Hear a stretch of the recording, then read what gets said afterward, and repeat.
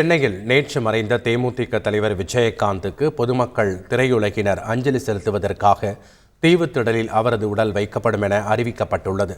தேமுதிக தலைவரும் நடிகருமான விஜயகாந்தின் உடல் கோயம்பேட்டில் உள்ள தேமுதிக கட்சி தலைமை அலுவலகத்தில் வைக்கப்பட்டு ஏராளமானோர் அஞ்சலி செலுத்தி வருகின்றனர். பல்வேறு பகுதிகளில் இருந்தும் கட்சியினர், ரசிகர்கள், பொதுமக்கள், திரையுலகினர், அரசியல் பிரமுகர்கள் வந்த வண்ணம் உள்ளதால் கடும் கூட்ட நெரிசல் மற்றும் போக்குவரத்து நெரிசல் ஏற்படுகிறது. இதனால் விஜயகாந்தின் உடல் தீவுத்திடலில் அஞ்சலிக்காக வைக்கப்படும் என அறிவிக்கப்பட்டுள்ளது.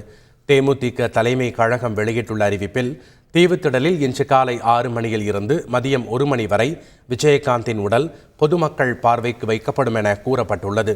பின்னர் இறுதி ஊர்வலம் தீவுத்திடலில் இருந்து புறப்பட்டு பூந்தமல்லி சாலை வழியாக கோயம்பேட்டில் உள்ள தேமுதிக தலைமை அலுவலகம் வந்தடையும் என தெரிவிக்கப்பட்டுள்ளது.